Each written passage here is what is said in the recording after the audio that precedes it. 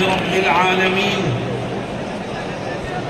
والصلاة والسلام على سيد المرسلين وعلى آله وصحبه أجمعين. أما بعد، أعوذ بالله من الشيطان الرجيم. بسم الله الرحمن الرحيم. إن تنصروا الله ينصركم ويثبت أقدامكم. صدق الله مولانا العظيم. صدر محترم، اراکین جمعیت اور مغربی یو پی کے کونے کونے سے آنے والے جمعیت کے ساتھیوں، ملک کے حالات پریشان کن ضرور ہیں مگر مایوس کن نہیں ہیں. مسلمان جو خدا پر ایمان رکھتا ہے وہ حالات سے مایوس نہیں ہوا کرتا، بلکہ حالات کے رخ کو موڑنے کی کوشش کرتا ہے. آج جمعیت علماء ہند نے، مولانا ارشد مدنی نے آپ کو آواز دی ہے. آپ نے اپنے گھروں کو چھوڑا، اپنے کاروبار کو چھوڑا، اپنے آرام کو چھوڑا اور یہاں تک آنے کی زحمت گوارا فرمائی. یاد رکھیے، ہم صرف سننے کے لیے جمع نہیں ہوئے ہیں، ہم دیش کے حالات کو بدلنے کے لیے جمع ہوئے ہیں. اور ہمیں یقین ہے کہ جب ہم اپنے بڑوں کی قیادت میں جمع ہوتے ہیں تو تاریخ اس بات کی گواہ ہے کہ ظالم میدان چھوڑ کے بھاگنے پر مجبور ہوتا ہے. دوستوں اور ساتھیوں، آج کچھ فرقہ پرست طاقتیں ایسی ہیں جو مدارس کو نشانہ بنانا چاہتی ہیں. کبھی مدارس کو نوٹس جاتے ہیں، کبھی حساب و کتاب کے بہانے سے داخل ہونا چاہتے ہیں. میں کہتا ہوں ان مدارس کو مت چھیڑو، انہیں چلنے دو. یہی وہ مدارس ہیں کہ جن کی جد و جہد سے یہ ملک آزاد ہوا ہے. اگر دارالعلوم دیوبند نہ ہوتا، اگر وہاں کے اکابر نہ ہوتے اور مدارس کے جوان، بوڑھے اور وابستہ لوگ ملک کی آزادی کے لیے قربانیاں نہ دیتے تو آج بھی یہ ملک غلامی کی زنجیروں میں جکڑا ہوا ہوتا. مدارس کے لوگوں نے آزادی وطن کے لیے پھانسی کے پھندوں کو چوما، آزادی وطن کے لیے قید و بند کی صعوبتیں برداشت کی. مولانا ارشد مدنی کے والد محترم مولانا حسین احمد مدنی نے اپنے استاد محترم حضرت شیخ الہند رحمت اللہ علیہ اور اپنے ساتھیوں کے ساتھ آزادی وطن کے خاطر مالٹا کی قید میں رہ کر انگریزوں کی صعوبتیں برداشت کی. اور جب مالٹا سے آزاد ہو کر کے ہندوستان آئے تو گھر میں نہیں بیٹھے، پھر میدان عمل میں نکلے. کبھی نینی جیل میں بند کیا گیا، کبھی سابرمتی جیل میں بند کیا گیا، کبھی سہارنپور جیل میں بند کیا گیا، کبھی مراد آباد جیل میں بند کیا گیا. لیکن ہر طرح کی قربانی دی مگر دیش کی آزادی کے لیے کسی سے کوئی سودا نہیں کیا. میرے دوستوں اور ساتھیوں، جب تک اس دھرتی پر مدرسے باقی رہیں گے یہ دھرتی آزادی کا سانس لیتی رہے گی. اور جس دن مدرسوں کے اوپر قدغن لگانے والے کامیاب ہو گئے تو یاد رکھو اس دھرتی کا وجود بھی مٹ جائے گا. اس لیے میں ہندوستان کے سپریم کورٹ کے اس فیصلے کا خیر مقدم کرتا ہوں جس کا آپ نے ابھی حضرت مولانا اسجد مدنی نائب صدر جمعیت علماء ہند کی زبانی جس کا تذکرہ سنا. اللہ رب العزت ہمیں صحیح رخ پر کام کرنے کی توفیق عطا فرمائے۔ مسلمانوں، آج ہمارا دل دکھا ہے، ملک کے گوشے گوشے میں نبی کریم علیہ السلام کی شان رسالت میں گستاخیاں ہو رہی، ہماری جان آپ پر فدا ہے، اور آج کوئی بھی کھڑا ہو کر نبی کی شان میں گستاخی کرتا ہے۔ لیکن مسلمانوں، ہمارا دل دکھا ہے، مگر ہمارے اوپر لازم ہے کہ ہم قانون کو ہاتھ میں لے کر کے کوئی کسی طرح کا رد عمل ظاہر نہ کریں۔ دشمن یہ چاہتا ہے کہ ہم روڈ جام کریں، دشمن یہ چاہتا ہے کہ ہم توڑ پھوڑ کریں، دشمن یہ چاہتا ہے کہ ہم قانون کو توڑیں تاکہ مسلمانوں کو جیلوں میں ٹھوسا جائے، اور جو گستاخی کا مجرم ہے اس کو پتلی گلی سے نکلنے کا موقع مل جائے۔ آؤ، جمعیت علماء آپ کو آواز دیتی ہے، اور کیا کہتی ہے جمعیت؟ میں اس جلسے کی تیاری میں ایک ضلع میں گیا تھا، تو مجھ سے ایک ساتھی نے عجیب بات کہی، کہنے لگے کہ ہمارے ہاں ایک شخص نے نبی کی شان میں گستاخی کی، تو ہمارے پاس انٹیلیجنس کے لوگوں کا فون آتا ہے اور وہ پوچھتے ہیں کہ آپ کیا کر رہے ہیں۔ تو ہمارے ساتھی نے، جمعیت کے کارکن نے جو جواب دیا وہ مجھے بہت پسند آیا۔ اس نے کہا کہ ہم کچھ نہیں کر رہے، ہم تو ایڈمنسٹریشن کو دیکھ رہے ہیں، اب تو کرنے کا کام اس کا ہے، ہمارا کرنے کا کام نہیں ہے۔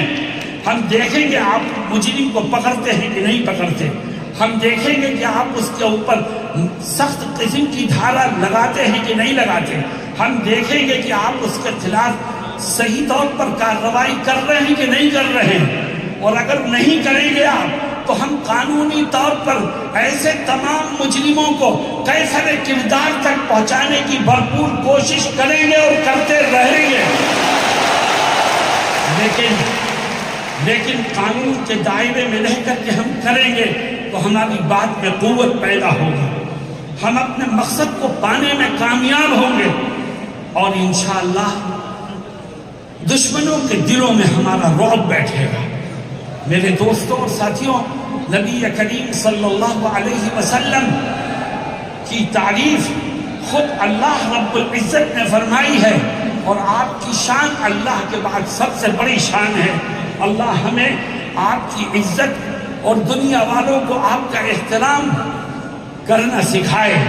یاد رکھو مسلمانوں، اسلام ہمیں اجازت نہیں دیتا کہ ہم کسی کے دھرم گرو کو برا کہیں، اسلام ہمیں اجازت نہیں دیتا کہ ہم کسی کی خدا کی شان میں گستاخی کریں، اسلام ہمیں اجازت نہیں دیتا کہ ہم کسی کی کتاب کے لیے، کسی کی مذہبی کتاب کے لیے کوئی غلط بات اپنی زبان سے نکالیں۔ اللہ قرآن میں کیا کہتا ہے؟ اللہ فرماتا ہے وَلَا تَسُبُّوا الَّذِينَ يَدْعُونَ مِن دُونِ اللَّهِ، اللہ کہتا ہے وہ لوگ جو خدا کے سوا کسی اور کو خدا مانتے ہیں، ان کے باطل خداؤں کو برا مت کہو، اس سے نفرتیں بڑھیں گی، اس سے اختلافات بڑھیں گے، اس سے دوریاں بڑھیں گی۔ تم تو اپنے خدا کا صحیح پرچار کرو، اللہ ان کے دلوں کو پھیر دے گا۔ میرے دوستوں، میں گورنمنٹ آف انڈیا سے یہ درخواست کروں گا اس کنونشن کے مادھیم سے کہ شان رسالت میں گستاخی کرنے والے کو ملک کے کانسٹیٹیوشن میں جو سزا لکھی ہے وہ سزا دیں آپ۔ اگر قانونی سزا ملنے لگے تو کسی دشمن کو زبان کھولنے کی جرأت نہیں ہوگی، اور انشاءاللہ ہمارا یہ دیش امن و امان کا گہوارہ بن جائے۔ آج گورنمنٹ کی کرسیوں پر بیٹھے ہوئے لوگ اور ایڈمنسٹریشن کے ذمہ دار اپنی ذمہ داری کو ادا کرنے میں کوتاہی کر رہے ہیں، تبھی ایک کے بعد ایک شان رسالت میں گستاخی کی ہمت کرتا ہے۔ میرے دوستوں اور ساتھیوں، اس دیش کا آئین سیکولر آئین ہے، کچھ طاقتیں ایسی پیدا ہو گئی ہیں جو اس دیش کے سیکولر آئین کو ختم کرنے کی بات کرتی ہے۔ یاد رکھو، اگر اس دیش میں ہندو مسلمان سکھ اور عیسائی آپس میں بھائی بھائی بن کر رہ سکتا ہے تو وہ صرف اس کے سیکولر آئین کی وجہ سے رہ سکتا ہے۔ جب تک سیکولر آئین باقی ہے یہ دیش میں ہندو مسلم کی یکتا بھی باقی ہے۔ جب تک سیکولر آئین باقی ہے یہ گنگا جمنی تہذیب بھی باقی ہے۔ جب تک سیکولر آئین باقی ہے تو اس دیش میں پیار و محبت کے دیپ جلتے رہیں گے، اور جب اس کا سیکولر آئین خطرے میں آئے گا تو صرف مسلمان ہی خطرے میں نہیں آئے گا بلکہ یہ دیش خطرے میں آئے گا اور دیش کی ہر چیز ختم ہو جائے گی۔ ہندوستان کا جمہوری آئین ہی وہ چیز ہے جس نے اس ملک کو پیار و محبت کا نعرہ دیا ہے۔ ہندوستان کا جمہوری آئین ہی وہ چیز ہے جس کی وجہ سے ایک طرف مسجد سے اللہ اکبر کا نعرہ بلند ہوتا ہے تو دوسری طرف مندر سے بھجن گایا جاتا ہے، گرجا سے وہ اپنی مذہبی عبادت کرتے ہیں، اور سکھوں کے گردوارے سے وہاں مذہبی نعرے لگتے ہیں۔ یہ اس کا ایک خوبصورت گلدستہ ہے جو میں نے آپ کے سامنے پیش کیا۔ جمعیت علماء آپ کو آواز دیتی ہے، اور اس لیے کہ تاکہ ملک کے میں رہنے والوں فرقہ پرستوں تک یہ بات پہنچا دی جائے کہ یہ ملک رہے گا تو جمہوری آئین اور سیکولر دستور کے ساتھ رہے گا، اور ہم اپنے بزرگوں کے بنائے ہوئے آئین سے چھیڑ چھاڑ کسی کو نہیں کرنے دیں گے۔ ہمارے بزرگوں نے اس کو بنانے میں قربانیاں دی ہیں، ہم اس سیکولر آئین کی حفاظت کریں گے انشاءاللہ۔ اور آخری بات ہے، ملک میں جگہ جگہ وقف پراپرٹی موجود ہے۔ مسلمانوں میں آپ سے سوال کرتا ہوں، ایک وقف کی زمین ہے جو کسی مسلمان نے وقف کی ہے مسجد کے لیے، یا وقف کی ہے مدرسے کے لیے، یا وقف کی ہے قبرستان کے لیے، یا وقف کی ہے غریبوں اور بیواؤں کی مدد کے لیے، بتاؤ یہ وقف پراپرٹی مسلمانوں کا سرمایہ ہے کہ نہیں ہے؟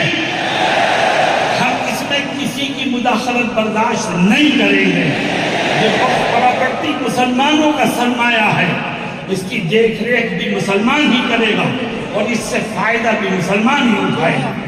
ہاں، اگر کہیں کسی وقف پراپرٹی کے ساتھ چھیڑ چھاڑ ہو رہی ہے، کوئی اس کا مس یوز کر رہا ہے، کوئی اس کا غلط استعمال کر رہا ہے، تو ملک میں قانون بنا ہوا ہے، آپ مجرم کو پکڑ کے سزا دیجئے، لیکن اس کا مس یوز ہونا، اس کے مس یوز کو بہانہ بنا کر قانون کو بدل دینا اور اس میں غیروں کو داخل کر دینا، یاد رکھو یہ جو وقف بورڈ ترمیمی بل آیا ہے، اس سے وقف بورڈ کے مس یوز کو ختم نہیں کیا جائے گا بلکہ اس کی بربادی کے مواقع اور بڑھتے چلے جائیں گے، جس کو ہم کسی طور پر برداشت کرنے کو تیار نہیں ہیں۔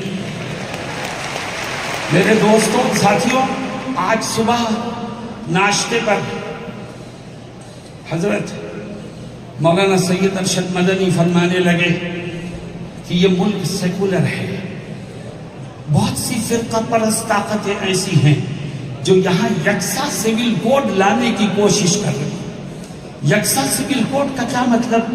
مسلمان اپنے دین و دھرم کو، اپنے مذہبی اور آئینی قوانین کو چھوڑ کر کے ملکی قوانین کے پابند ہوں گے، سکھ ملکی قوانین کے پابند ہوں گے، عیسائی ملکی قوانین کے پابند ہوں گے، ان کے مذہبی قوانین اور ان کا مذہبی تشخص ختم ہو جائے گا۔ مسلمانوں، اعلان کرو کہ ہم اپنی ہر چیز قربان کر سکتے ہیں مگر اپنا دین و ایمان قربان کرنے کو کسی طور پر تیار نہیں ہے۔ آج جمعیت نے آپ کو آواز دی ہے تاکہ جمعیت کی آواز میں آپ کے ذریعے قوت پیدا ہو اور ہمارا یہ پیغام ایوان اقتدار تک پہنچے، ہمارے یہ جذبات ان کے کانوں تک پہنچے اور دیش کے حالات بدلے۔ مجھے امید ہے کہ ہم نے اور آپ نے کوشش کی ہے، کوشش کرنا ہمارا کام ہے، کامیابی دینا خدا کا کام ہے، انشاءاللہ وہ کامیابی دے گا اور حالات بدلیں گے۔ بس آپ ایک ہی نعرہ دیجئے کہ مولانا ارشد مدنی قدم بڑھاؤ، ہم تمہارے ساتھ ہیں۔ مولانا ارشد مدنی قدم بڑھاؤ، ہم تمہارے ساتھ ہیں۔ اللہ ہم سب کی مدد فرمائے۔ وآخر دعوانا جزاک اللہ، تقبل اللہ۔